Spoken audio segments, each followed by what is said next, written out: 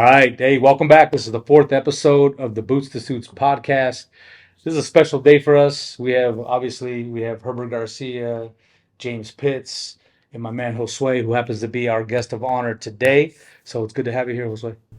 Thank you, man. I appreciate you guys having me. Yeah, for sure. So just to kind of give you a little bit, kind of bring things up to speed, is we talk a little bit about some of the issues that are really affecting, veterans in the veteran community. We look at, workforce development, PTS. We look at ways of just reacclimating. We have different eras. We have, Marines and Doc, and there are other veterans that we have on, either podcasts as well from different eras, so we can get different perspectives. And the underlying mission, obviously, is to eradicate suicides through our respective industries, through our respective efforts, and just being here, man, just collaborating, talking, shooting the shit, if you will, and just laying it out there and saying things that a lot of people are thinking but may not be comfortable saying. So I appreciate you being here today. Yeah, thank you. No, I appreciate it. For sure, for sure. So, yeah, feel free to chime in at any point. But if you could, just a little bit about your upbringing. Like you and I talked a little bit off the cuff at Yeah. Bastards, which that's a plug for Bastards right there, Nick. But I wanted to make sure we promote, veteran-owned nonprofits as well.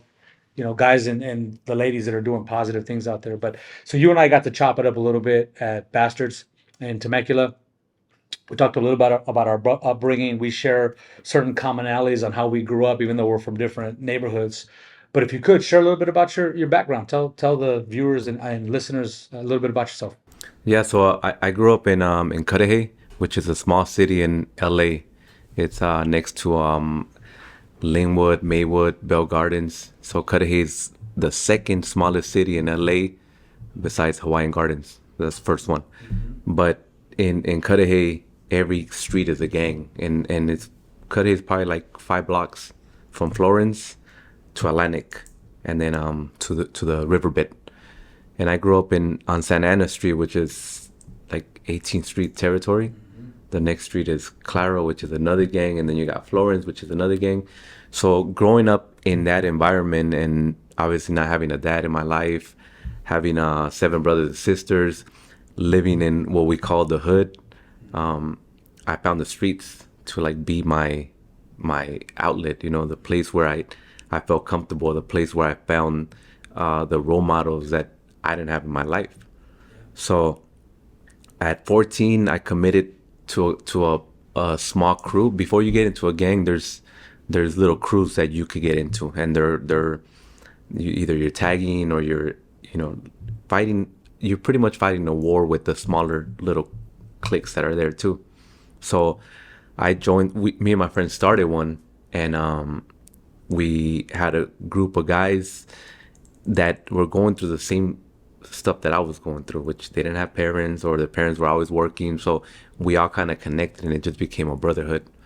And what made those small cliques powerful was that we were young, that we had nothing to lose. You know what I mean? So if we're fighting against each other, or the bigger gangs are like, hey, you little hoods need to get into, you guys are gonna get jumped into the bigger gangs, because we don't want too many little crews. But we would fight against them because obviously we don't want to get into no gang. But like I said, what made us powerful was just that we had nothing to lose. So we were okay with shooting at people. We were okay with doing the things that we had to do to survive. And I did that for about 4 or 5 years, all the way till I got to my senior year of high school. And along the way, I already had been shot at. I already, tried killing people. So I was already really involved in what I was doing. And somebody told me about the army. I had no idea there was a Marine Corps. I thought the army was everything. And he told me about the army. The army recruiter went to my house, and he walks in the house, and he sees 5 bald guys all wearing white tees, 501s, Nike Cortez. And he takes out the laptop, and he's like, "Here, take the ASVAB test to practice." And we all scored really low, and we didn't even know we had to take a test, but we didn't score high enough, not even to pass. And he's like, "I'll call you guys back." and never called us back. We'll call you back. Yeah, he never called us back. But Pass them off. but I tell you, that was the best thing that ever happened to me, because after in Downey there was another recruiting station, but that was the Marine Corps, and there was a guy there named Sergeant Felix, and he, when we met him, he took it serious. He helped us take a test, and me and my friend, the one that told me about the military, we were on our way to joining the military, going to boot camp. We already had our day and everything, and a couple days or weeks before, me and my friend Fernando, his name is Fernando, were walking to McDonald's 2 blocks away from my house, and next thing you know, we get shot at, and he gets shot twice. He got hit. He got hit, and then from there, I end up going to the military, Good for you.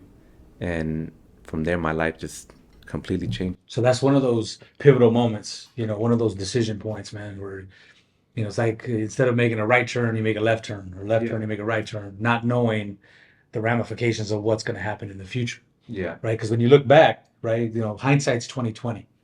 You look back and you're like, man, I remember that decision, that place that I was at, just like we all remember when 9/11 happened. You remember exactly where you were sitting, exactly who you were with. No. It was one of those critical points in your life that are going to really define the series of events that happen after that. Yeah. So you guys are right there. Your boy gets hit. Yeah, he gets hit, and from there, I'm the one that ends up going to the military. I'm the ones that ends up, going through, and I end up getting stationed in obviously you go to MCRD. I end up going to SOI, and then from SOI they're like, you're getting a bus up the hill to 3rd Battalion 5th Marines. So I didn't really go far, but I was so close to home that I would go home every weekend. So my lifestyle never changed. So I was going back home, and I was still doing the same thing that I was doing. Sure. Now but now you're And trained. now you're active duty. But now I'm active duty with a different mentality, and thinking that, man, I'm gonna go back and teach all these guys my tactics. You're trained. Like I was excited to go back and Be an instructor for the being, streets. being an instructor, and I was, and it's one of those moments where you look back and you're like, man, what the hell are you doing? So I was doing that for a while, and I deployed once. I come back home, and on my second deployment to Afghanistan, I end up getting hit. I stepped on a pressure plate IED and lost my left leg, my left eye, and here I am. I end up at the Naval Medical Center in San Diego, and it's still close to my house. LA to San Diego is like a 2-hour, 30-minute drive. Sure.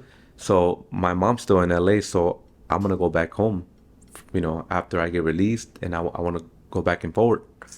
So I get a prosthetic leg, I'm wearing a patch, and I'm still hanging out with my homies.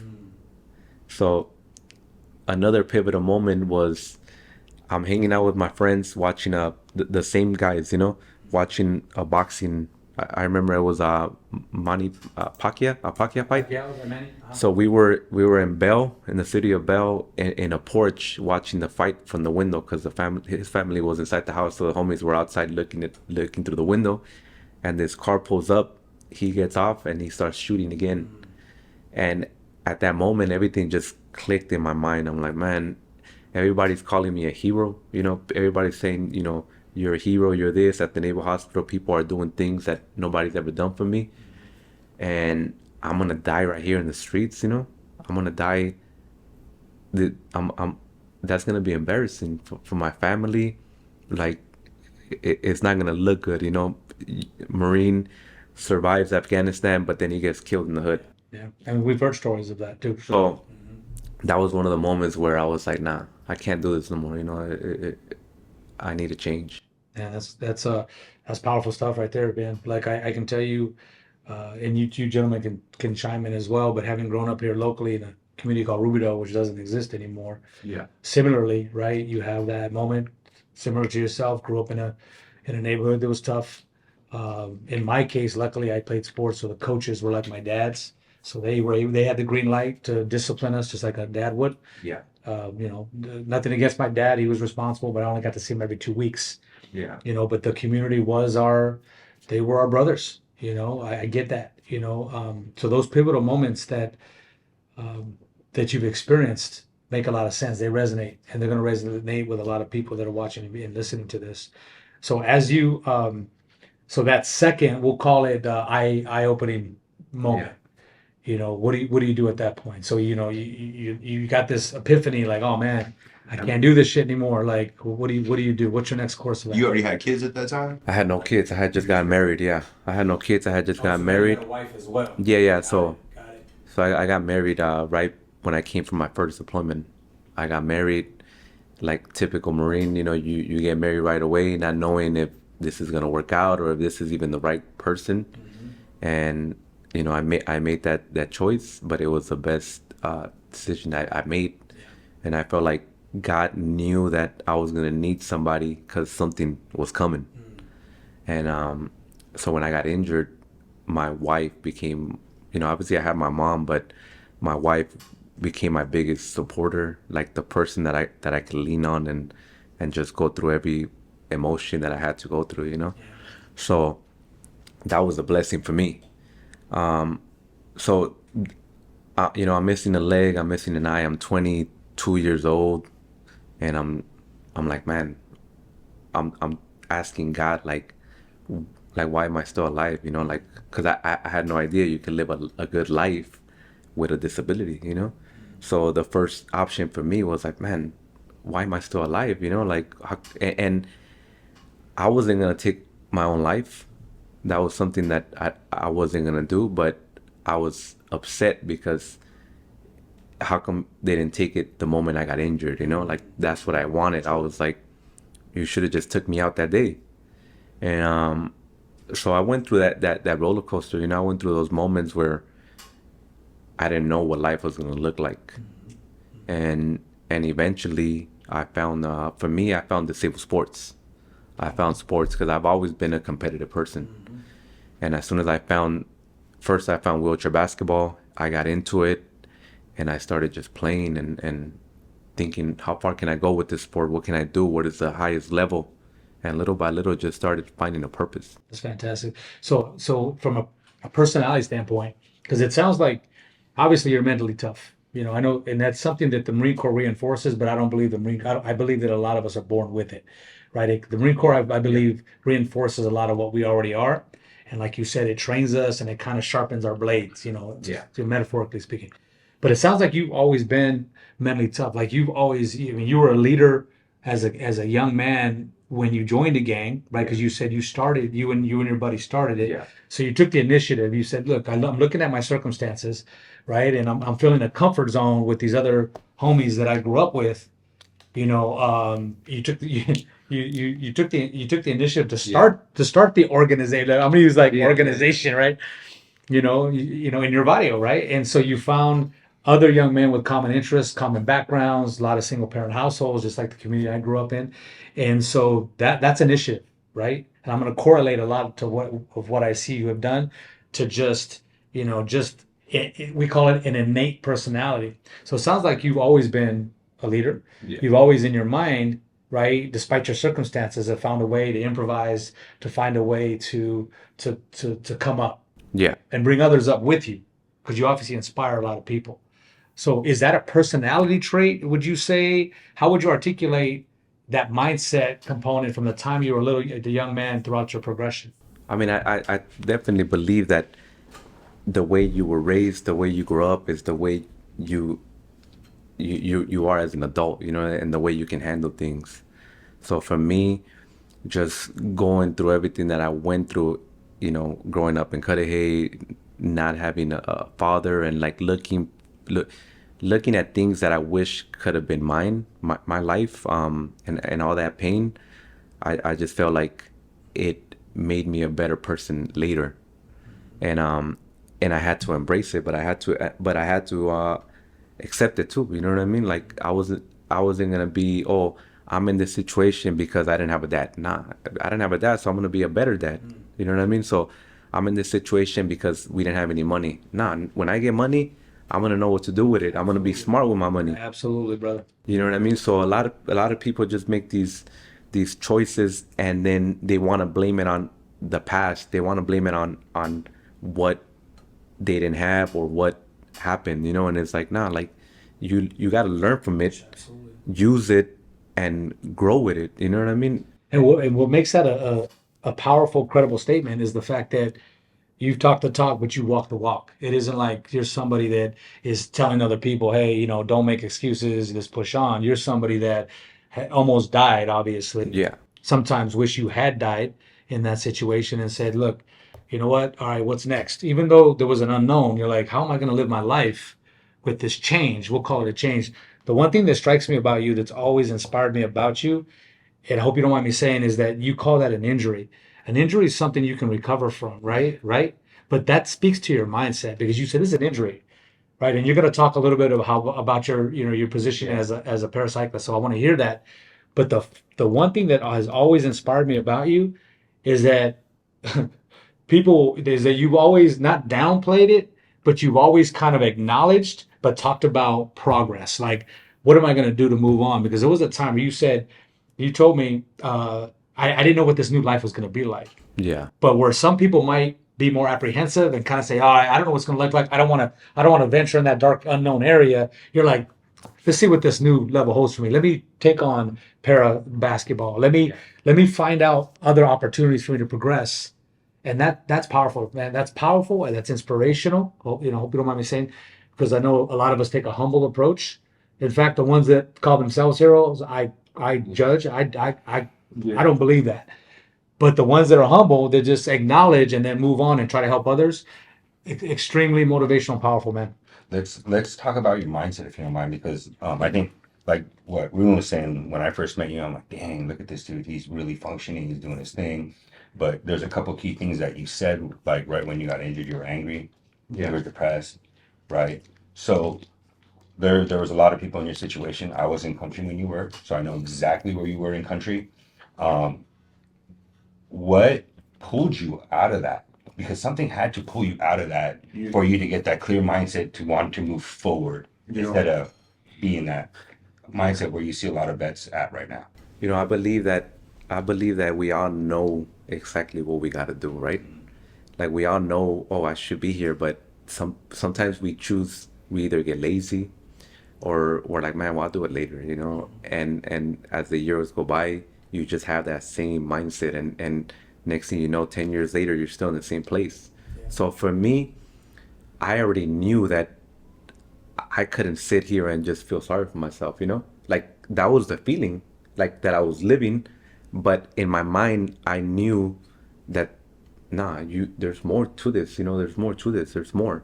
Like you got to keep just moving forward, and it's like climbing a ladder. You got to take it one step at a time, and surrounding yourself with the right people too.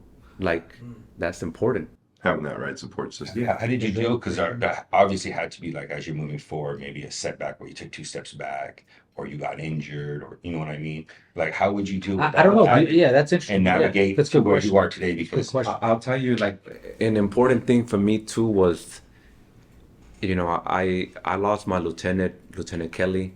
Um, one of our squad leaders got killed, Sergeant Tani, and you look at all these guys that wish they were in your shoes. You know what I mean? And maybe they're not thinking about that, but I am. Like for me, I'm like, what if I would have died, right? And I'm looking at all my peers, and I'm looking at everybody, and one is over here drinking his life away. One is, you know, doing these things that he's not, just ruining his life. And I'm over here, it, wish that I just had your opportunity. You know what I mean? So for me too, that came to my mind at an early stage of my injury, was like, man, I'm still alive. You know what I mean? Like, Sounds like those struggles, not only your injury, but also your upbringing has Yeah. helped you create perspective, right? Yeah. I mean, would you agree? Because that's Oh, what yeah. that's what I'm hearing. It created his perspective.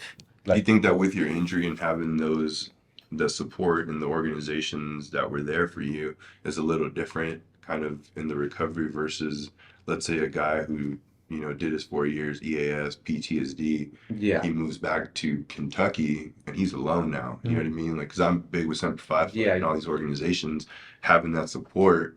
Without that support, I know that I wouldn't be in successful, I guess, if you could say that. You know what I mean? It's crazy because there's always somebody more fucked up than you are. You know what I mean? Worse, yeah. So if I didn't have the support system that I have right now, if I didn't have all these things that helped me get to where I'm at, but I had my leg and my eye back, I'll be happy with that. You know what I mean? Oh shit, yeah. So- yeah, for sure.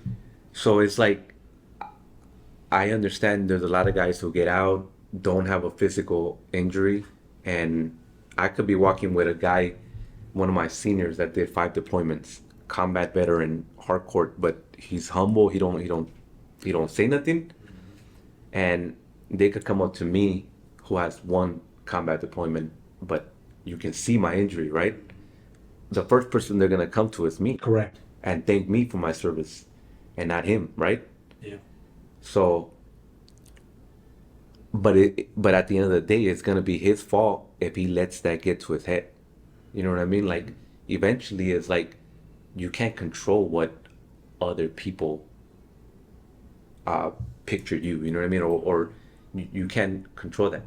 Yeah. So, there's a lot of guys who do get out and still want some of that peace. You know what I mean? Some of that military pride and want people to know who they are.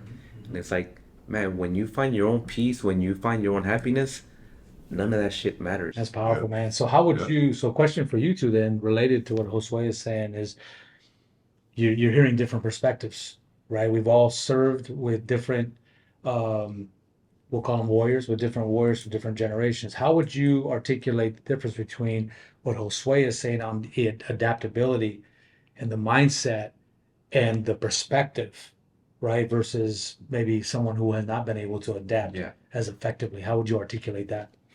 I mean, I think he hit the nail on the head. Like when Jose was saying that when he got hit, he was asking God why he didn't take his life then. But like from when I heard that, I'm like, God had a different path for you. Look at him now. Like, this is the path he's supposed to be on. Like, being a veteran advocate, what he does with the paracycling and all that other stuff. Then you look at the ones that get out and are in a deep hole, but choose to stay in that deep hole, right? Because everyone controls Yeah. himself, right? You have the ability to change your mindset, but you got to want to change that mindset, right? So the ones that are wanting to stay in that hole are the ones that are depressed. They're not thinking straight. They think that that's their life, right? They're anti-government. I served in the Marine Corps or the Navy, and now this is my life. This is what the government gave me. Yeah. But there's so much more to your life. Like, if you just look at things, and that's why, like the things that we're doing with vets is like we're trying to give them bigger opportunities to be successful in life, Correct. and it's by having him as a great role model, being able to pull somebody out of that and make them successful, I think is going to be huge for Correct. us and huge for everybody. So I guess that's a great point because we talked about leverage earlier. We use leverage in a different context. Yeah. But I guess if we are saying the leverage, we are kind of leveraging that to help other veterans that maybe don't inherently have that positive mindset or in a very dark place. I don't know anybody that served in combat that has not thought about suicide. I personally don't know anybody that has not at least thought about it. Maybe not said, hey, I won't do it because I have family. Who's going to find me? It's going to be selfish if, I do something dumb and the kids are the ones that find me. I mean, all those thoughts go through heads, right? Through your head. But I'm hearing your perspective, but I guess it is a leveraging game because we are trying to find a way to help as many veterans as possible. And then you come out of here and just say, hey, this is how I did it. It's almost a roadmap, bro. It's almost a roadmap for other people that don't inherently think that way. Well, like he was saying, you're trying to get better. It's perspective and purpose. The perspective that a lot of times we see veterans who are struggling, having a hard time, making mistakes, and they went from being leaders in combat, doing great things, chest candy and all this other stuff, and now you're out and you just crash and burn. Like, what happened? Like, that switch. But to me, it's like, man, you're a fucking badass Marine. You're a badass Marine. You have these. You've led Marines. You have the badges, or the to show for it. Like, you need to get out and dominate the civilian world. You know what I mean? You gotta come out, you gotta be hungry, you gotta come out.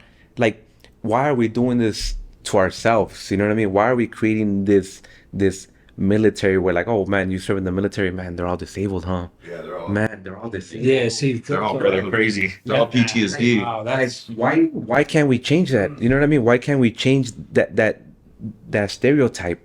yeah. Because people get comfortable. You know, people get out and they choose, they get a little help here and there, and they're like, man, I love that. Yeah.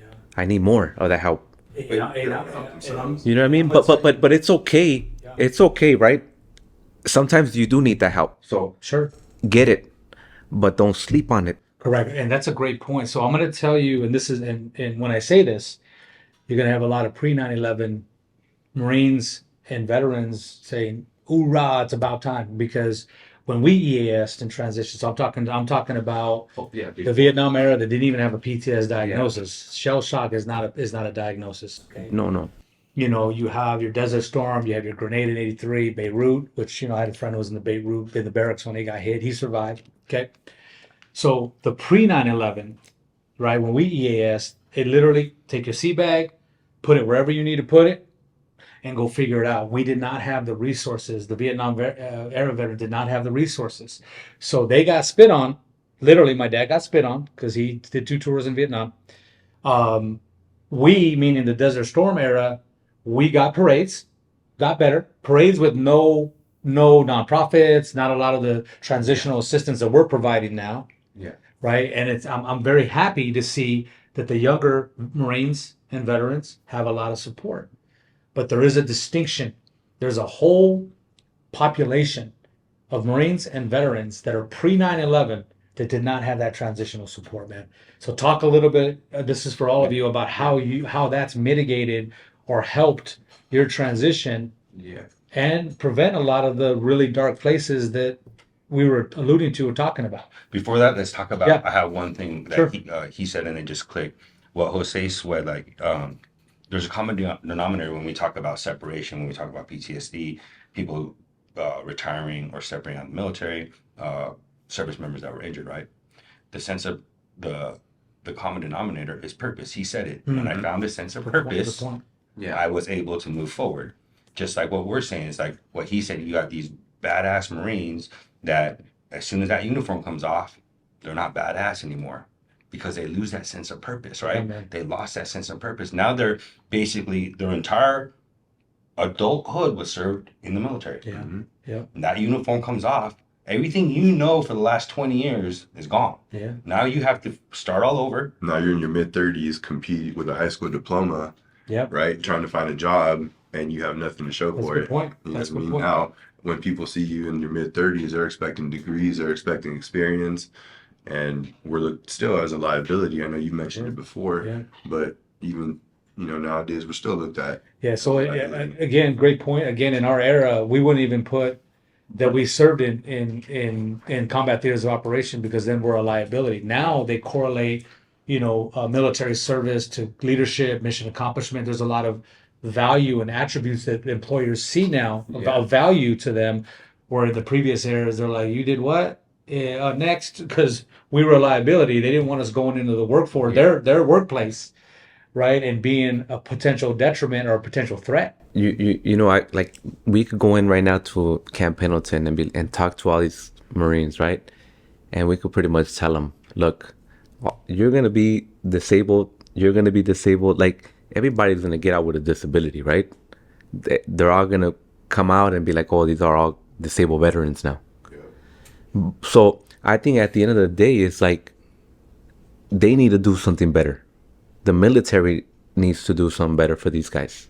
Like, why everybody gets out and everybody's disabled now and everybody's struggling and everybody's trying to figure out, depending on these nonprofits, to save these guys, you know what I mean? Depending on 100%, 90% to rate you so you can get your check, Like, they need to have a better system to be like, hey, when you get out, this is what you're gonna do, like these TRS is in like the programs are there, right?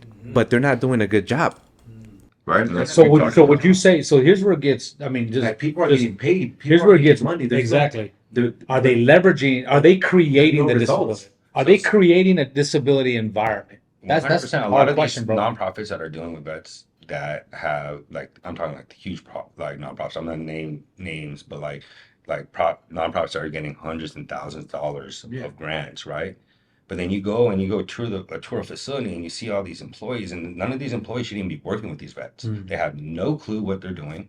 You know, It's real they're talk. they're throwing fuel on the fire. Real talk. Like They haven't there's served. one where we're at, and they said, "Hey, we had a PTSD patient, service member. He's in a room. We haven't seen him in 3 weeks. Yeah. That's not a concern. It's real talk. Yeah. How is that not a concern? Real 3 talk, weeks. But you're getting paid, and you don't care because you're getting paid, and you go home at the end of the day. Yep. But like these organizations, that's why like I just think are taking a ton of money and keeping it at the top Yeah. and not funneling it down for resources. You know, the correct resources. See, that's that real they talk. That's real talk because, and again, I told you up front, we're gonna say things that are real. They may not. So people that might view and listen to this shit might say, "Oh, well, yeah, but we're trying to provide a benefit." We're talking about maximizing Yeah. the benefit. We're talking about really doing real work by people that understand, by people that have been there and that can relate and direct. That's why I said roadmap earlier, Yeah. right? You can't. I mean, the ability for us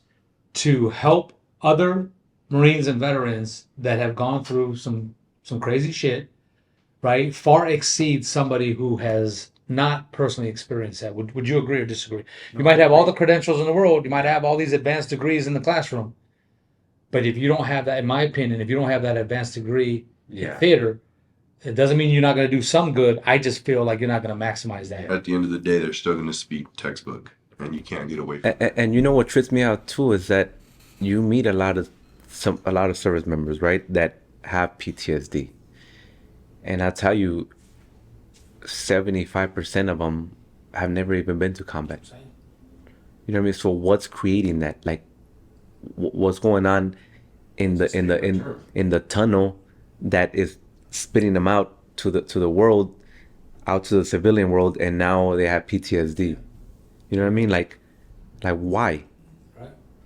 It's one of those that almost comes with the title. Like, Well, Friday, so- you know what I mean? It's So I also believe that just like everybody has to be accountable for it, nonprofits, the military, you as a person have to be accountable too for your actions. You know what I mean? You as a veteran have to be accountable for your choices too, 100%. And that's good that he says that, right? 100%. Because what is missing in a lot of these nonprofits that are dealing with vets that are horrible right now is accountability on the vet. 100%. There's no accountability on them. They can 100%. if someone can go with PTSD and go sit in a dark room for 3 weeks and not be seen, Sure. where's the accountability? So to give you some context in that, we had a meeting recently, and again, we won't say any names. We had a meeting with an organization that is doing a lot of good.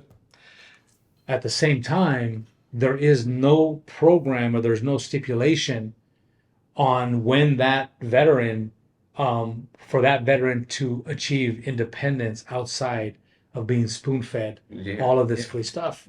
So again, and the example I always use, and maybe a terrible example, is if you have, I don't know, a house cat or whatever, and you just spoon feed that house cat every day, and you put that cat outside, that cat will be dead in a week because they lost the hunting instincts, right? Or a lion, let's just say, a lion in the jungle. and that You put that organization lion in the is zoo and then try to put that lion back out in the jungle, the lion doesn't know how to hunt anymore. Yeah. So my concern, to your point, from you hit it on the head with having, a passion and purpose, 100%. You got to have that. You hit it on the head by saying, you as the veteran, you need to take responsibility to find that passion and purpose. Yeah. Right. And the place where it gets complicated, right, for a lot of people that don't understand how this game works, is that the nonprofits and these other organizations that are helping veterans, they need to be held accountable as well to provide programming that provides a full independent pathway so the veteran can be independent again. That's the key. You don't You know want what system it reminds me of? What's that? Welfare system. It's the same thing, Yeah. No, exactly. right? How Exactly. many people are on the welfare system that can get out of it but choose to stay in it because it's easy for them? Mhm. That's what I'm saying. So There's no that's accountability. So again, that's another distinction between, and I'm gonna keep saying it, and you guys can shut me up. But the pre 9/11 Marines and veterans that had to figure it out, right? Again, going back to Korea, Vietnam, all the way up, where we didn't have any of that stuff. Yeah. I didn't even go. I went to the VA for the Gulf War syndrome exams. Yeah. Thank goodness everything was okay. A lot of guys in the medical unit were fucked up. Like I mean, really bad. We've lost a lot of Marines and veterans after that because of the Gulf War syndrome that the government never acknowledged. Just like they didn't acknowledge Agent Orange for my dad until 30 years later. They didn't acknowledge the Gulf War syndrome stuff for 30 years later. Okay, so a lot of us were disenfranchised. A lot of us said, you know, fuck the VA. We're gonna just go and figure this out. We're not gonna rely on anything. And a lot of them did, but a lot of them didn't. So there's a whole demographic, there's a whole population of Marines and veterans, bro, that tried to figure it out, they couldn't figure it out. That's why if you look at the reports, a lot of the suicides are for older Marines and veterans that I'm just going to say it couldn't figure it out, right? For whatever reason, not judging, but for whatever reason. Now you have the post 9/11 where you do have a lot of that. So there's pros and cons to both sides. Would you say? But I'll say the post 9/11, right? So Yeah. there's a lot of the way we transitioned out was a lot different than the older eras. But the post 9/11, you have all these nonprofits, but nobody knows what they do. Like there's no hub, Sure. right? You have all these even in our backyard right now, Riverside and then Empire, right? Tons of nonprofits. You go to one nonprofit and you're like, hey, what, you got someone that needs this? Why aren't you sending them over there? What is that? Like, how are you And it's also helping? how that vet transitions out too. You know what I mean? Yeah, Like, yeah. our situation, like Wounded Warrior Battalion, the way that they cater to us and help us get all of our stuff in line and make sure that we're good is very different than a Marine or service member transitioning from a fleet unit. Mm-hmm. Fleet unit, no one's guiding them. They're on their way out. Good luck. Hopefully your VA stuff was taken care of because nobody deals with that. You know what I mean? So it's also two different things because that Marine from the fleet transitioning out, EASing, going back to Kentucky, and now he's struggling. Yeah, absolutely. You know, where are those resources versus us? We're still at home. We still go to Camp Pendleton. We still, you know what I'm saying? We still go to the beach on base, and we're still surrounded by our brothers where we have resources like that we're reaching out. Well, we had to create that environment. To your point about taking responsibility, I hadn't been back to Camp Pendleton for over 20 years. We totally disconnected. Just the same way, like, you know, us that end up at the Wounded Warrior Battalion and there's a transition plan for us, and they're like, we're gonna help you with this and that to get you to exit and have success. And then the guys that don't have that, right? They just do their 4 years, they get out. Yeah, they could look at us and be like, oh, damn, those guys have it. They have a plan. But then they could look back and be like, man, those Vietnam guys didn't have a plan. Sorry. You know what I mean? So, like I say, there's always somebody that's worse than you. You know what I mean? So, but if you're always looking at that person that's like, oh, man, he has it easier. But it's like the person behind you didn't have it easier. Absolutely. You know what I mean? You're not the only one. Mm-hmm. And I'll say this too, like me being considered severely injured. That's what they consider. Is that what they call it? Yeah, okay. Severely injured. I don't care if another veteran is getting 100%, right? And he has nowhere near the injuries that I have. Like, get your 100% if you deserve it, right? Mm-hmm. But don't just fall back on that and be like, man, that's it. Yeah. This is my life. They're taking care of me. And I'm on the program now, and I'm set. It's like, no, use it to get you to your next level. Yeah. Like, use it, you know. I like that. Whatever purpose that is, like whether you want to be rich, whether you just want to help veterans, whether like whatever it is. 100% is what, like 3,000 something, 4,000. Man, politicians are getting paid way more money. There's people at the VA getting paid way more money than guys who actually or women that put on the uniform. Yeah. So to me, $3,000, $4,000 a month ain't shit. You know, I like that. And so for some of the listeners and viewers that are watching this, is I want them to know, because I didn't know really until we connected, how many different programs are out there. I mean, there's surfing programs, there's programs with service dogs. Man, there's shooting programs. There's Vet MX. I'm going to plug Vet MX, another great organization. If you're into motocross, there's a tremendous number. It's almost whatever your passion is going back, because you hit it on the head with the passion comment. But find a passion. It's the same thing you're saying.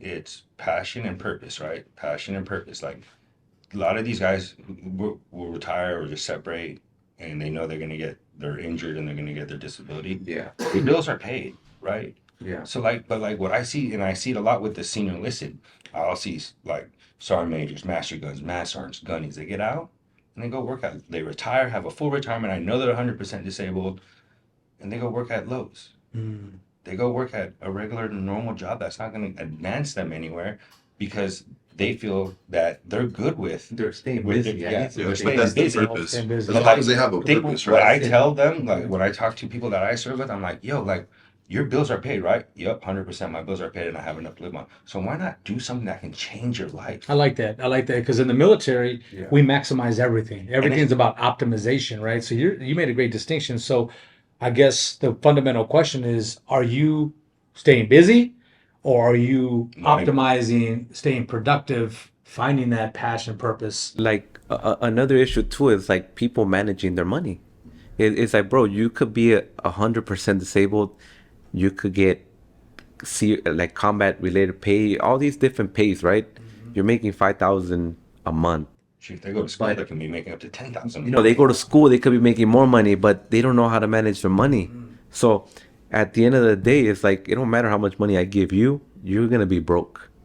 Yeah. And with that comes stress, comes everything that comes with you. So just digging a deeper hole. Yeah, you leading your life to the end, Correct. because that's the choices that you make, you know. Yeah, yeah. So digging a deeper hole. I always, well, I've always said this to myself: is the deeper hole you dig early, the harder it is over time to get out of that hole. So you might as well try to keep it clean and efficient as much as you can, up front. And I believe that people need to go through hard times to learn, right?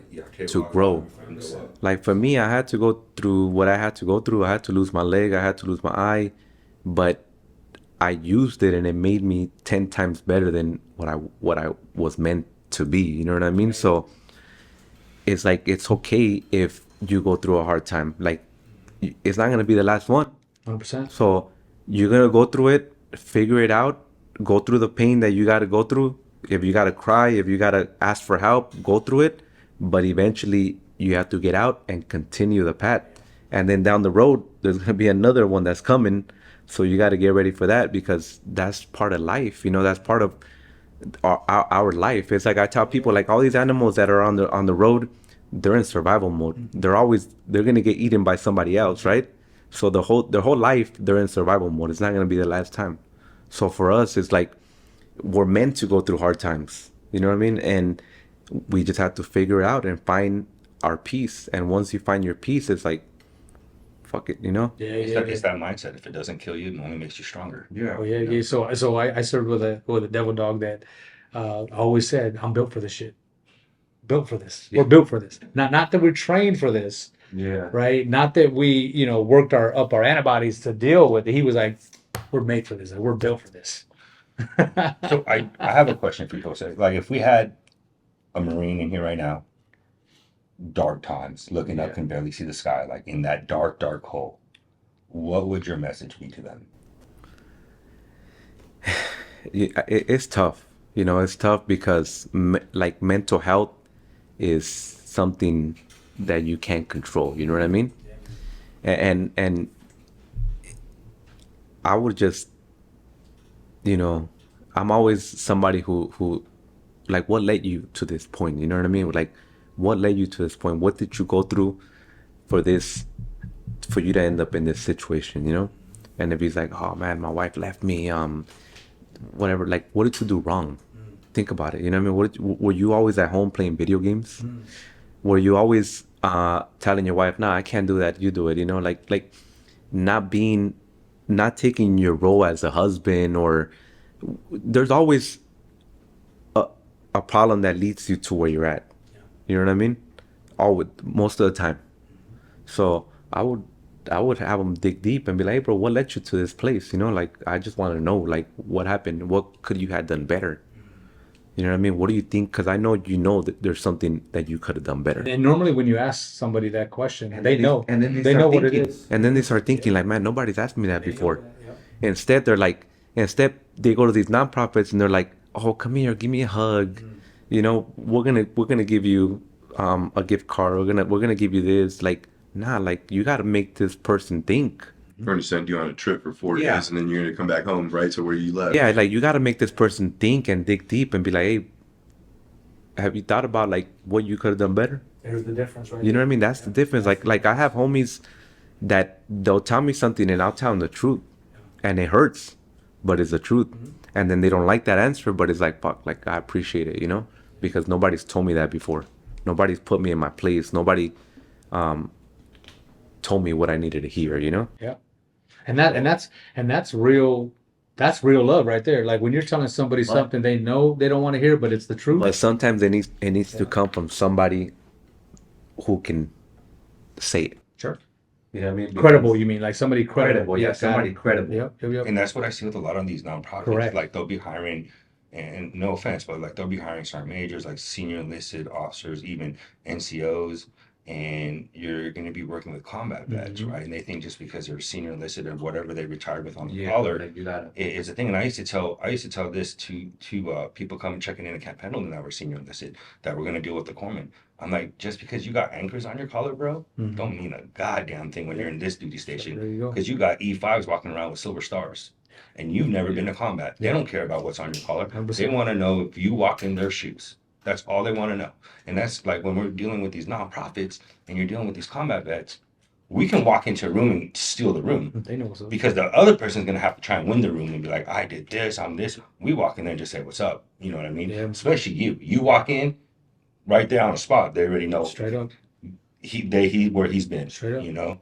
And that's how we recover, because you got to be around like-minded individuals. Yeah. You got to be around the individuals that understand what you're going through. So would you say because they've had an influx of nonprofits and organizations that just came out of nowhere almost, really, Yeah. they- boom, would you say that it's not a fad, but it's kind of anecdotal, right? Where you're masking a gunshot wound with a Band-Aid rather than addressing the real issues with the right people, Just become a With the crutch right for a people. lot of people. right?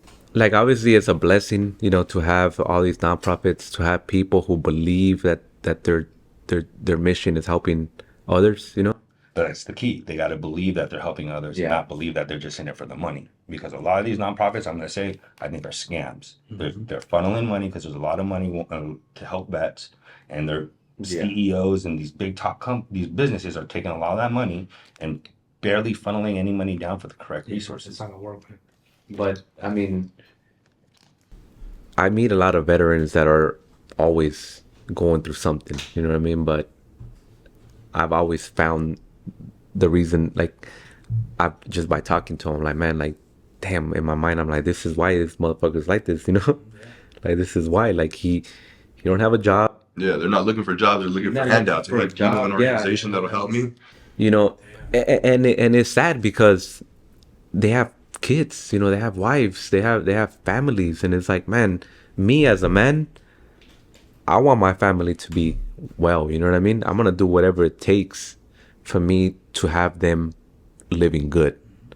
I think as a man, that's my job, you know what I mean? Whether I have 3 limbs or 2 limbs or 1 limb, but even if I had no fucking limbs and I had my mouth to make speak and make money, you know, public speaking, I'm gonna do it because as a man, I'm gonna take care of them. You know what I mean? So You don't have your why. cause I have my why, yeah, exactly. So and situations are different too. You know what I mean? You could have a bad apple in your circle, which is maybe somebody's wife is not the person that's fucking shit up. You know? Yeah, right, Like, right. Making it worse. So it's not always gonna be the veteran. Like there's always something that's gonna poke them, and it could be that person that's next to you. You know what I mean? It could be somebody there that. Especially when we make a lot of those decisions really young, right? A lot of them are not vetted decisions, or they're emotional Yeah. rather than well thought out, right? Yeah, sometimes they're just reactive decisions, right? So it's like you gotta assess everything in your life. You know what I mean? Is this girl next to me giving me these problems that I don't need? You know? Is it me that's causing this to my family? Is like, what is it? You know? Like there's always something that you could do better. It might not make it 100%. It might not solve the problem 100%, but it will ease something in your life. You know?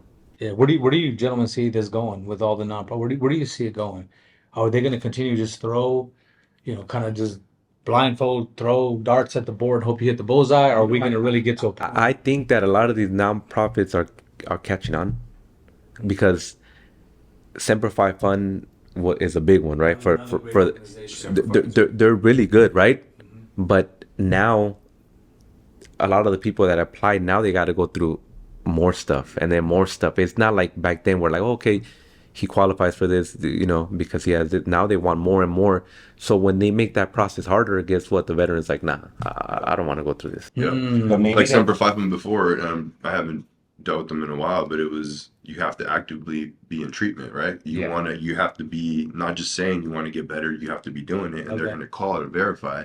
So that's where a lot of guys fall off, or they're only going to treatment to be able to be eligible to get money when they need it. So you And see play them- this game. So I see Yeah, you see them adjusting their criteria, Exactly. adjusting their programming, right? But- yeah. Justin. How about if you come at it from a business standpoint, though? Like, you see, for example, like Semper Fi Fund that increased their criteria, but like, there's not that many combat vets still walking around Camp Pendleton that are still active duty, No. right? Mhm. So now they were created for combat vets, everyone going from Iraq and Afghanistan. Mhm. Now that population is gone, Oh, sure. and now you have a new population that they're trying to help that has no combat time. Mm-hmm. You know, so they should make it harder to Oh, get these interesting, benefits. interesting. You see what I'm But saying? in order for them to exist, they have to find that new because new that population, patient, yeah. that new population, correct. Yeah. Okay, that makes sense. So that's the business side of it. Mhm. So yeah, you're getting it from all angles, right? We're getting it from the grassroots angle, the business angle, the recipient angle, the patient angle, the provider angle, the program I angle. also think that like Pretty complex. I also think that all these nonprofits need to come, not like be like, oh, I'm gonna share my money with you, you know, just communicate with each other. You know what I mean? Because I could be a veteran that's like, man, you helped me already. I'm gonna go to you now, and then I'm gonna go to you now because I'm gonna tell you the same shit that I told him. Great point. So at the end of the day, like, for whatever I needed, but now you could be like, hey, give me a second, let me call the hero over here. Hey, Yeah, this guy came up to me and he applied for this. Like, what do you think? He's like, man, he applied for me too, and he told me the same shit. And that's a great point. You know what I because We mean? talked about the disconnect with all these organizations, because Yeah. if I have a veteran that comes and talks to me about something, I should be able to point them in different directions. But that's a great point, because there are veterans, and I've dealt with plenty of guys. Hey man, you know any organizations that'll help me with this? Like, and I'm like, I know an organization that'll help you with an entrepreneurship program, There you into go. a career. And they're Love like, oh, that. well, I need the money Love now. Love that. Like, oh, so you don't want to Yeah. go So through this to better But you see, yourself. if you structure like if all the nonprofits, if you looked at you took all the nonprofits and you created it like, for example, let's talk about the Marine Corps, right? Mhm. You combat engineer, you need someone to build a bridge. You know, you go to CEB, Mhm. right? You need other engineers, you go to 7th ESB. Yeah. Mhm. BAS needs the AMOS. We know we go to Med Battalion. Mm-hmm. Like we know where to go. But the problem is like with all these nonprofits, everyone has their separate mission. it's very just fragmented. just like in the Yeah. military, right? Yeah. But nobody knows what everyone Good does. point. Very If fragmented. everyone knew what everyone does and we could work together, not come together, but work together, Yeah. think about how many more veterans we'd be able to help. Great point. Just, Great point. yeah. So we'll get that squared away, because that's something we're looking at too right now, right? To not only collaborate, but to actually create a system where we can interface and kind of have a unilateral system. It's like some of these guys think that a gift is gonna save them at that moment, right? But it's like, man, if somebody teaches you a skill or somebody helps you, that's gonna last longer. It's a stepping That stone. gift is just buying you time. Yeah, a gift is just covering. It's a band-aid, you know. It's just a band-aid covering whatever emotion you're going through, whatever help you need at that moment. But you know, if you go through an entrepreneur program or something that they're offering, yeah, it's work, right? I don't want to wake up early. I don't want to commit to this. It's like it's work in the beginning, but at the end of the day, it's more rewarding than just getting that free vacation, just getting that free retreat, you know, that free whatever. Like at the end of the day, that's gonna help you in the long run. That gift is supposed to be like a stepping stone. Like I used to train, I used to train service dogs, and I had my dog and everything. And I used to tell all the vets, that dog isn't a crutch for the rest of your life. Yeah, yeah. That dog is, right now that you're at the worst of the worst, now that you're going out and you're struggling, that dog is going to help you realize that you're back home. We're not overseas anymore. You're not going to get shot at. Things aren't, well, nowadays, who knows? But Right. back then, Yeah. you know, things weren't going to happen out in public. But once you started to understand that, then there really comes a point where you don't need your dog all the time. I Yeah. have my dog, there's times where, times of the year, anniversaries where I'm like, damn, like, I wish I had him, or if I go places, but that dog was a certain time in my life to help me get a little bit better. And then Yeah. I was a dog trainer, and, I did that business, and then I tried something else. So, like, Mhm. I could have been like, oh, well, I'm just going to wallow and be here, or I can be trying to better myself, right? Yeah. And set that example for like you said, my kids, my wife, my family, and then the fellow vets who are, because a lot of them do look at it like, why is he able to do certain things and I'm not, right? Yeah. Mhm. So at the end of the day, like, that's kind of what we've realized is there's so many vets wanting to do good things that they see a need, they start an organization, and then this other vet is like, oh, I see a need, and they start an Correct. organization. Correct. But we need that hub where And we're then all bringing in that community. And at the end of the day, it's like the choices that we make are gonna reflect the outcome of our lives, right? If I was somebody else, I would be angry at the world, walking around, be like, why is he 100%? Why is he 100%? And they're not missing any limbs, Like, my mind would just be going crazy. I'll be pissed at the world. But it's like, wait a minute, like, who gives a fuck? Like, you just focus on you. Don't worry about anybody else. You know what I mean? And your life will be so much better. But I always think about that. I could always be mad at the system. I could always be mad at whatever I think that is not fair. But at the end of the day, it's like, why? Yeah. Why? So you've taken extreme ownership over Yeah. the circumstance. I mean, it's like the people that complain about the VA. I get that the VA is not perfect, right? But like, if you really talk to them, like, the VA sucks, they can't get an appointment. Like, do you call and make an appointment? No. Well, why are you saying it sucks? Right. Everybody else says it sucks. Right. Well, like, take responsibility, make that appointment, go get seen what you need to get seen for, instead of listening to everybody else. Or some people just think that they deserve something. You know what I mean? Like, I know some guys that go to the VA and they're like, I came to the VA because my buddy's 80% and he told me that his back hurt, my back hurts too, so I need to be 80% too. And it's like, and then they get the outcome that they don't want, and now their mindset is like, fuck the VA, Yeah. But it's like, And nowadays they'll just put on the internet one star, right? They'll Yeah. rate the VA. based so on sometimes people just have different expectations, and they believe that they need to be this percent, and they need, no matter what in their mind, they're like, I'm gonna get there. And it's like, yeah, get there, but control your emotions, control yourself. Like, don't be mad at the world. You know what I mean? Like, stop pointing fingers. yeah, stop pointing fingers. Like, you can't go in there and expect to be like, oh shit, they gave me 100%. Like, fuck. And I'm gonna get on my bike and my skateboard and I'm gonna go. I see all these veteran forums on Facebook. Like, whatever, like, if you're working to get your disability, get it. But stop pointing fingers at people, work on it, and just move on. Make sure that happens. Progress. We talked about that earlier, right? Progress. Yeah, progress. And take ownership. Find passion. Find purpose. Right. Let's get that hub going. I mean, there's for just alone in this short time we've been talking. I mean, I feel like this is solid. This is a solution. I feel for a lot. And at the end of the day, nobody owes you anything. Nobody owes you anything. Like we the pride for us is that we joined the military because we chose to join the military for whatever reason. Correct. So at the end of the day, don't come out of the military thinking that people deserve or owe you something. That's it. Love that. That's the great advice. Take extreme ownership. You just It's almost the opposite. We have to get out and serve and work harder now. Yeah. Because Well, people that's- are looking at that. That's a great point, though, Right. with what we're all putting together, right? I feel like giving, right, does not only prevent you from pointing fingers, but you're like, hey, I got no expectations. I'm gonna help as many as I can and let the cards fall where they may. I mean, people just got to realize they volunteered to do this job. That's it. You volunteered to go do this. Yeah. You chose. No one made you to go do this. You know what I mean?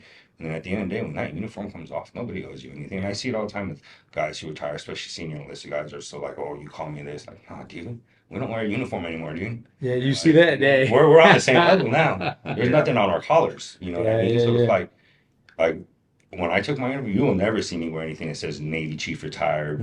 You will never. Have you ever once seen me wear anything No. Navy? No. You will never. There's a couple of tattoos that you could tell what I was because it's the story of my career. Mhm. But other than that, that's it. Yeah. Like, my uniform came off. that's my past life. Now this is my future right now. I don't Like there's obviously there's a pride of you being in the military, right? Like yeah, whatever. If you want to wear your whatever gear you want to wear what the fuck you want to wear, you know? That's fine. You know, but don't expect Correct. and people to be like, "Oh shit, he's wearing a hat." Like, damn, take phone out, take pictures of him. Everybody, he's a Marine. It's like or Navy, you know, like nah, bro, like that's not gonna happen. Not gonna happen. Like you just keep pushing, make your life better, and the people you're working for, your family, and that's it. That's it. I love that. Extreme ownership, 100%. Yeah. All right. Jose, what was one other question? Since you, after your injury and after your recovery, what are some of your biggest accomplishments that you've achieved? You know, I always tell people that I don't want to be a hero because I lost my leg. I don't want to be people to respect me because of that, but I want people to respect me for what I did with what I had left. You know what I mean? What the baggage that it came with, and what I was able to do with all that.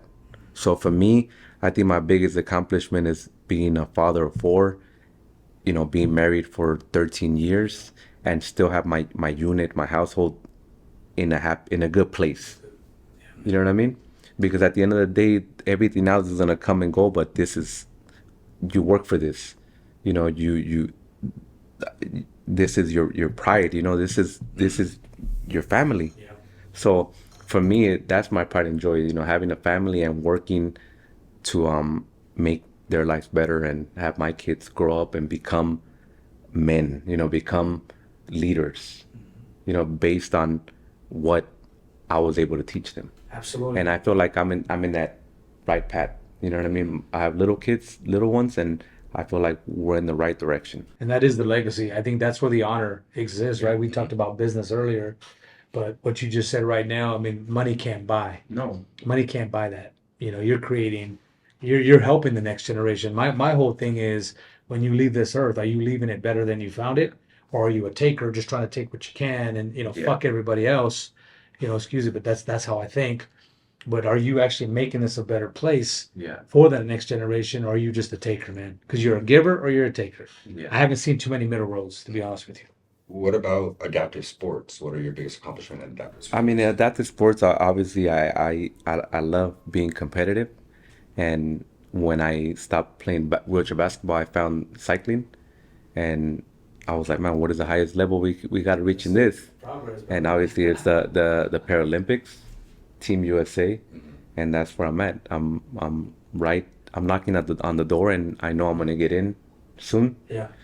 And just cycling and dedicating myself to something. Also, you know, when I tell people find a purpose, like my family is my purpose, but my individual purpose too is me training every day and trying to reach the goals that come with that. What does that training regimen look like for you? I mean, I have a coach and I have to train Monday through Saturday, about 2 to 3 hours a day. So on the bike, and it's not a bike that you use with your legs, you're using with your arms.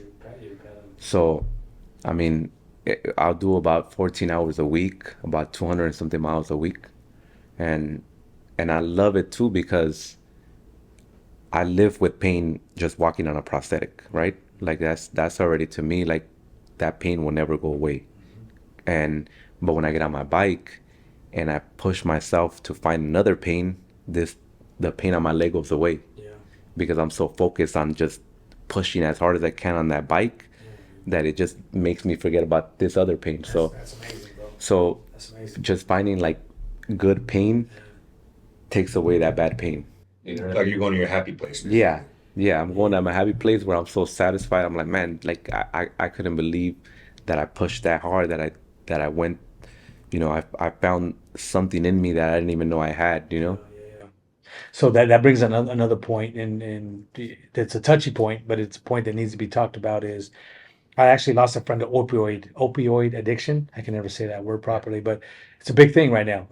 The VA will prescribe whatever you need, or sometimes whatever you don't need. What's your perspective? I was just curious on your perspective because what you just said right now was incredibly healthy. You're saying you obviously have pain.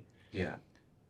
but you have created a passion and in a way to not only mitigate that pain, but to also focus on something positive to address that. So Yeah. it takes your attention off of that. Is that correct? Oh yeah. What's your overall opinion? Again, you don't have to get too specific on You whatever know, you do, but I what's your got opinion on that? I got injured in October 2010, right? And I took pills probably like that first year, 2011, because I tried different things that were gonna help with my nerve pain, and but it was just giving me different side effects that I was like, nah, I don't like it. So I just said, I'm not taking anything. I'm gonna push through the pain, and eventually my brain will connect with it, and I'll be able to control it. It's amazing. You know what I mean? So from 2011 to now, I've never taken a pill. I've never taken anything. Here and there, I'll take like Advil like once every other year or something, but nothing. And it's because I focused my pain on something else that was worth it, that was good, which was first was wheelchair basketball, and that was demanding on my arms too, you know. And I did that, and I was like, man, I'm so tired that I don't got time to feel the pain when I'm sleeping. I'm gonna go to sleep. I'm so tired. Amazing. And then now with cycling, man, I'm tired because I've been training. That when I put on my leg or anything, I just don't even notice anymore. It's just muscle memory now. Yeah, that's amazing, man. And the reason I asked the question, obviously, is it's a big issue. I didn't even know what that class of drugs, opioid, was until Yeah. I lost my friend to opioid overdose. And I was like, and then I looked into it and found out that's a prevalent issue. Like we're losing a lot of warriors. We're losing them to suicide. Sometimes some of the medication exacerbates the rate of suicide. Yeah. Right? So you're kind of like trying to address one issue and then boom, it throws in another issue. So you saying that is going to help a tremendous number of people that might have questions about, what can I do to mitigate this pain or mitigate this issue or mitigate this issue of taking too many prescription drugs, opioids or not, Yeah. because everything has a side effect. But to hear you speak firsthand about how you were able to address that is amazing. Yeah, no, I mean, like for me, it's a competitive sport, right? Like for me, it's something that I have to do to reach a goal. But there's a lot of people that are not competitive, right? And they're just finding something for you to do is gonna help you, you know. Find whatever it is. Like if your back hurts, do something with your arms. I don't know, like figure it out. Again, you're finding solutions, brother. You gotta find a solution, and for me, like my peace, the way I view life to be peaceful, it might be different than somebody else. You know what I mean? Like somebody's like, man, I need to go to the club, I need to hang out with my friends, I need to by Friday, like they already have this schedule where like, man, That's a purpose. they're like, man, by Friday, I need to be here, I need to do this, you know, and it's just a routine that adds stress to your life, That's crazy. you know. So for me, I was able to let go of everything and just, man, my day is waking up before we go to bed. I need to tuck my kids to bed. You know, I gotta get a head count of everybody. Absolutely. To me, that's my purpose. That's my happy place. You know what I mean? But when I was living the life of like, man, I gotta meet the homies at this time every Friday. Like it's cool to do it occasionally, right? But when you gotta meet every Friday now and this gotta be a routine, it becomes stressful. You know, like now fools are people are fighting with their significant other because they gotta be over here and this. So it's like, to me, it's like once I found my life that was peaceful, it's like Balance, yeah. my balance. Yeah. That was it. That was it. Yep. That's That's your amazing. priority, and then everything else Yeah, just falls into everything place. else, And yeah. if it doesn't, so be it. And don't get me wrong, like sometimes I need to go have a beer, you know, and sometimes I need to go have a cigar. I need to get out, For sure. but I know, you know, Yeah, so what's so important. it took me years to even think that way, obviously, but my whole pecking order has always been God, health, family, business, and community, right? So in that order. So if your mind's not right, or spirituality, however you want to articulate that, I don't say who your God needs to be or any of that stuff, but it's God, health, obviously without health, none of this matters. Family, without that, none of this matters. So it's a pecking order. It's a sequential order of making sure that some people call it balance. I just call it pecking order. Because if you're putting 5 before 1, it's going to be imbalance. Something's going to miss.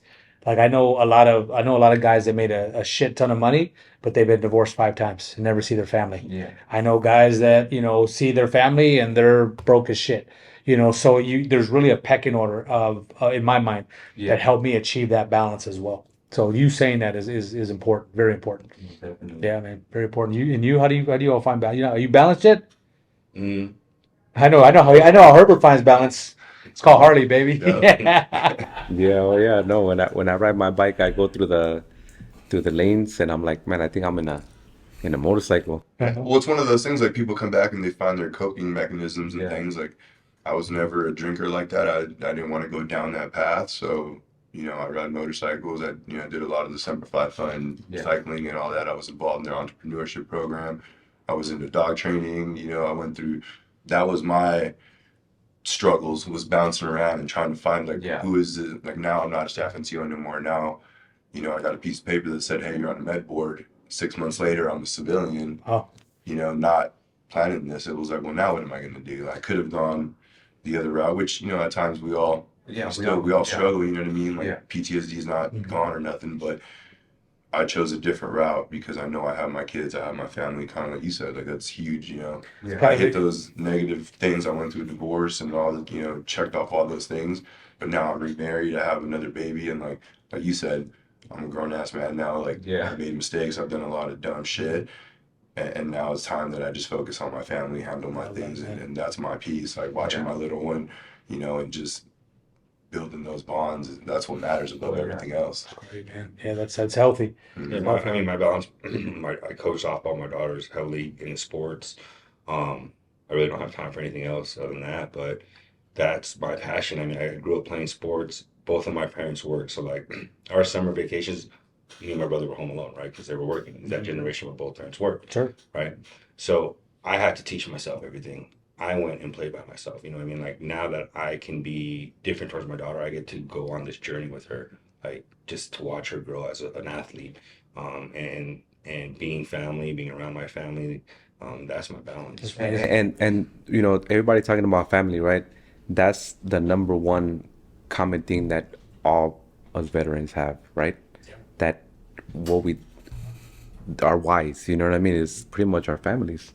So for a lot of these nonprofits that just focus on you is like, man, I would love to see nonprofits focus on the kids, Oh, that's great. and that's gonna make me a better man. You know what I mean?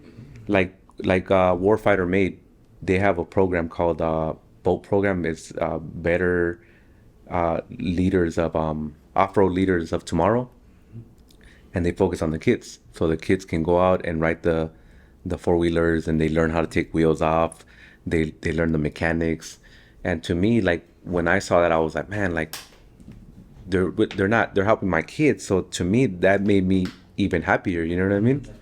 So I think a lot of these programs should focus on the kids. Like once obviously the veteran has gotten their help in the beginning, but it's like I think at the end of the day, just seeing our kids thrive and people, you know, obviously if somebody does something bad to your kid, you're gonna be lit. But if somebody does something good to your kid, you're like, oh man, I like that guy. Those kids also need it. I mean, I got buddies, that were wounded and injured and things like that, and their kids were at an age where they were still little, but they understood what was happening. And those kids were, now they're waking up every night like, is my daddy gonna get killed? Every time dad leaves, to go to his medical appointments, like, is dad gonna come back? And they struggle too, you know what I mean? And that's a big point that you made, because Nobody looks at that, right? Yeah, that's. I'm trying to think in my head right now, how many people actually, nonprofits do that. And I was about to say the same thing you said about the kids. Like they have counseling and stuff for the wives, Yeah. for the service member. Yeah. Mhm. But what about the kids? Because the kids Yeah. had they had to change their life too. For sure. Like For sure. what I mean, and, Yeah. and no one ever talks about that. Like if like if Semper Fi Fund would be like, oh, we're gonna get you a bike or something. Like I'm like, if I don't need it, like man, get my kid a bike. Like that would be cool. Like just eventually like focus on the families, on the kids. So we'll address that maybe on a different episode, maybe because I remember I used to see this shirt where it says, "If you think it's tough being a Marine, try being a Marine's wife." And I was like, I never really thought about that. The impact that it has on the families. So I think maybe on a different episode we'll have a spouse or maybe even some kids, out here and say, hey, so tell me about your experience. Well, I didn't get to see my dad on my birthday, Yeah. but it made me more independent. So these kids are resilient. Oh yeah. But I think that if we can do some good things out there for the families, that'd be awesome. Yeah. That'd be great, for sure, man. All right. Well, this has been great. Thank you for your time, brother. Always an honor to have you, and looking forward to some cigars with you as well. And Yeah. getting and connecting. And like I said, you've been an amazing inspiration for me. Um, I had a small injury recently. That's why I have sandals in it. I was joking about it because I'm thinking I'm not even gonna mention that to you, bro, because you're gonna be like, "Come on, bro, like, come on, give me that look. Like, are you being serious right now?" You know, everybody has their own pain, Absolutely. and everybody has their own like level of what they can handle, what they can. So to me, it's like, nah, if you roll your ankle, that's big for you. You know, like That's all right. Bro, you would never hear me complain, brother. But it's not even as severe as a rolled ankle. Yeah, right. Exactly. Yeah, exactly. Tell Doc. Doc, spoken from a Doc. Yeah, he knows. He knows. But you know what? We're going to continue to do good things, brother. Organically, just growing. Honestly, the only agenda really is to do good. And I appreciate you being a part of this journey and picking up a rifle and helping us fight as you have in the past. And that's what we're doing, brother. And mission will get accomplished. And it's going to be the way we're doing it now, just continuing to grow with good, like-minded individuals who share our values and wanting to do good, man. No excuse, extreme ownership, passion, purpose. Rely on do good, rely on these organizations that are doing good as well, creating a hub, bringing them all together. That's how we're going to do it, brother. Yeah. So, yeah, again, it's been an honor. We're always here if you need anything as well, man. I appreciate it, But Semper Fidelis all the way through. bruh. Arura.